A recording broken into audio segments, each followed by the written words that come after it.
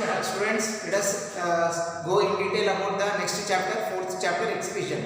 In yesterday's class, we have seen the introduction to the excretion chapter. What is the importance of the excretion? What type of substances, toxic waste materials are produced in our day-to-day activity? Number of metabolic activities are performed in our body.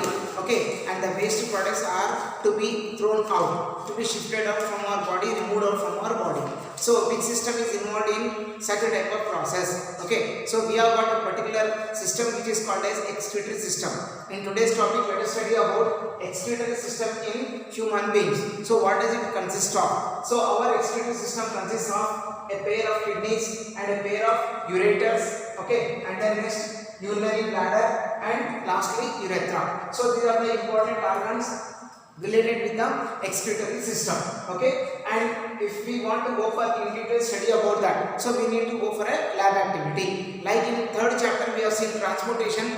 We have taken the specimen of a heart of a goat. Okay, so our mammalian heart, right? So all the mammals' heart will be having 4 chambers. So like that same here we can take the specimen of a goat or a sheep. Okay, the kidney we are taking from a goat or a sheep, which is easy for us and to compare with the human kidney. Okay, so here before we go in detail about the lab activity, you know well that what are the steps to be followed in the lab activity, right? So first step is the aim. Okay, what is the aim of our activity today? So our aim is to study the study of external and internal features. External means from outside, internal means we need to dissect, we need to cut the kidney and see what are the features inside. First we go for the external features. Okay, so next coming to what are the things we require, apparatus required, materials required to perform this lab activity. So we require a specimen of a goat, kidney of a goat or a sheep. Okay, then we require a scalpel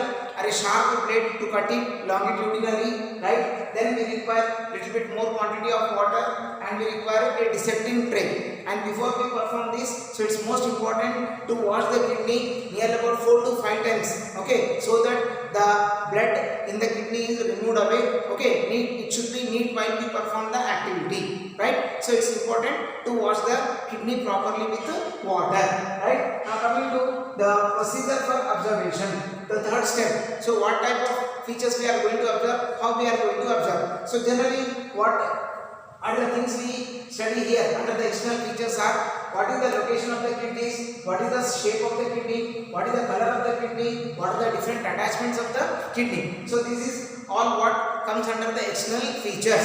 Okay, so if you discuss about the location, right? So before we go for the location, just to try to be clear about which is the dorsal side, which is ventral side. So we know our stomach is on the ventral region. So this stomach region is the ventral region. This is the ventral region we call it about the chest cavity and the stomach region. This area, this region we call it as the ventral side. Then which is our dorsal side? Opposite, back side. So our back is our dorsal side. So kidneys are located on the dorsal side, not on the ventral side. Okay, so if you see in the textbook figure number 3, very clearly the location of the kidneys is given on our back. Okay, right. What exactly we can do the location? So a pair of kidneys, that is bean shaped kidneys, are located, okay, quite opposite to the abdominal region or where stomach is present, exactly in that region on the dorsal side. One on either side of the backbone or vertebral column. Okay, so we have got bean shaped kidneys, a pair of kidneys are present, right?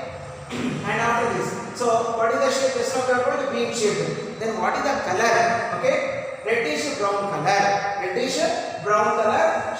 This is the color of the kidneys. Then what are the different type of attachments? Each kidney has got 3 attachments. So 3 tubes are arranged to it, are fixed to it, are coming out of it, we can say, right? One is the R stands for renal. Okay, R means related to renal, the word related to kidney. Renal artery, already we know that in the third chapter we have studied. Arteries are those blood vessels which carry the oxygenated blood from the heart to different parts of the body. Then next coming to renal vein. Okay, what is this renal vein? A vein which is related to the kidney, which carries the deoxygenated blood from the kidney, okay, and takes back it to the heart. So renal vein. Then next we have got ureter. So already we have told 2 ureters are there, a pair of ureters. Okay, one coming from the right kidney, one coming from the left kidney. Like that we have got. Even renal artery, renal vein also we have got attachments to the right kidney and left kidney. So we'll see in the figure, the diagram what we have drawn. So there we can see clearly which is the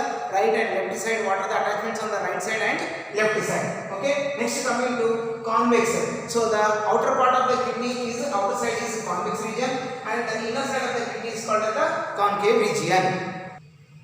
So right, apart from the shape what we have got and color what we have got attachments, then next other picture. So what are the external features we have got? Coming to regarding the size. So what is the size of the kidney? So the kidney size is nearly measuring about 10 centimeters in length. Okay, the size of the kidney is 10 centimeters. Then what is the width or what is the breadth? So it is 5 to 6 centimeters. Then coming to the thickness. So third dimension we have got thickness. So what is the thickness? So 4 centimeters. Okay, so like this we have got 3 dimensions: 10 centimeters length, 5 to 6 centimeters width or breadth we call it as, and then the thickness is 4 centimeters. So like this 3 dimensions we have got. So these are all which comes under the external features of the kidney. Okay, so here you can see on the board the figure. Okay, excretory system of human being. So kidneys are here, and let us see in detail about each and every part here. Okay, right, now let us start with the beginning here.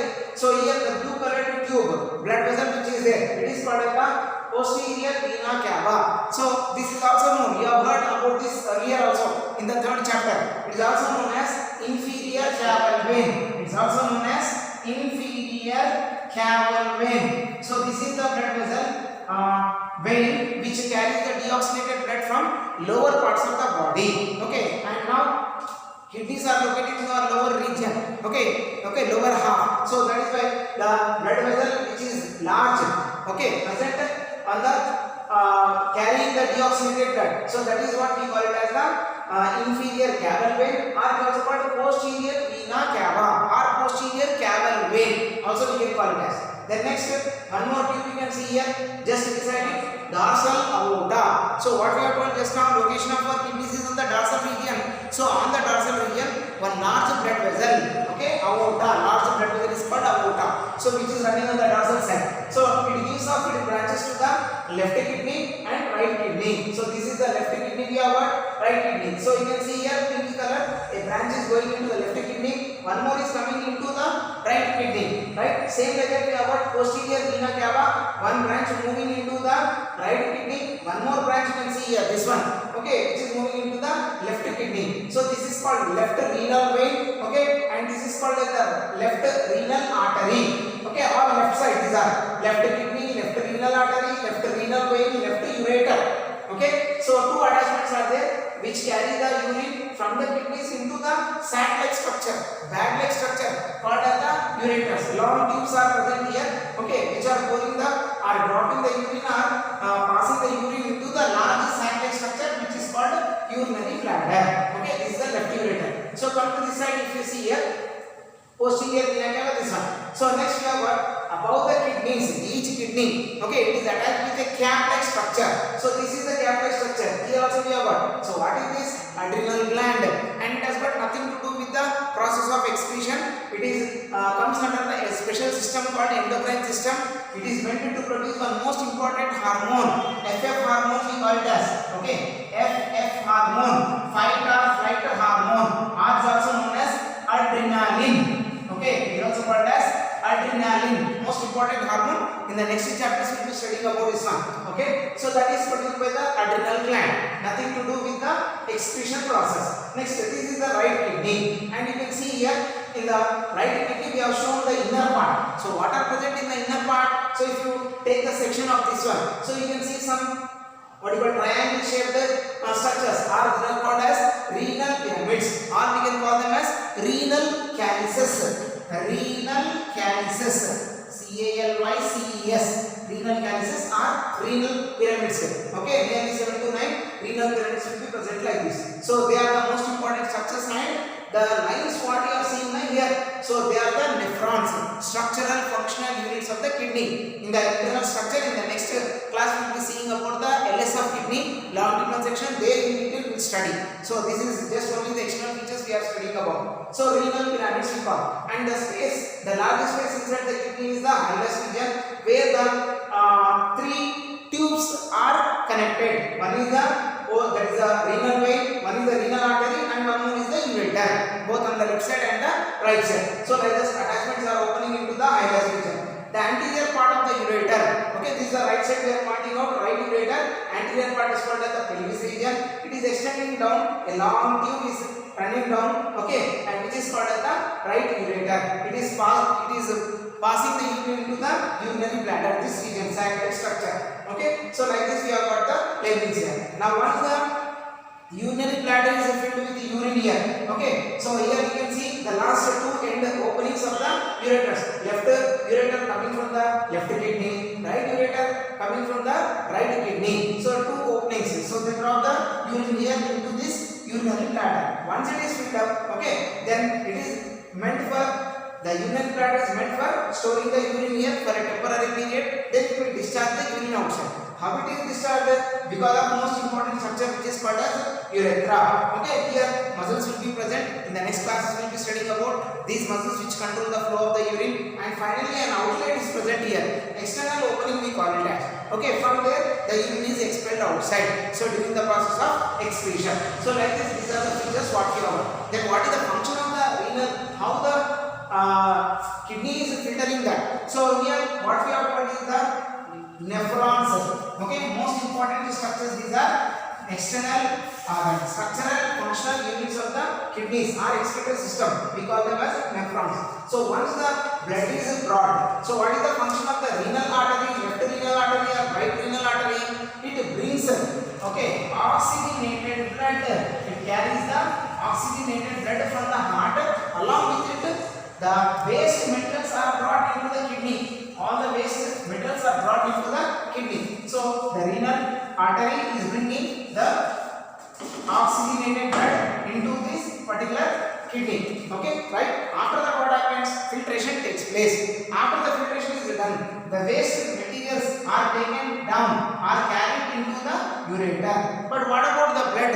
The remaining blood, after leaving the oxygen and the waste metals into the kidney, so the blood, deoxygenated blood, is brought outside by the one more blood vessel which is called as the renal vein. So renal vein is meant to collect the deoxygenated blood from both the kidneys. Okay, again back goes to the heart. Renal artery is meant to bring the oxygenated blood along with the waste minerals into the kidney. Okay, so then the filtration process will go on. Of course, in detail how the filtration goes on, what are the different steps involved, that we'll study later, because we need to go for the diagram of nephron in detail. So this is what the external features about the human excretory system.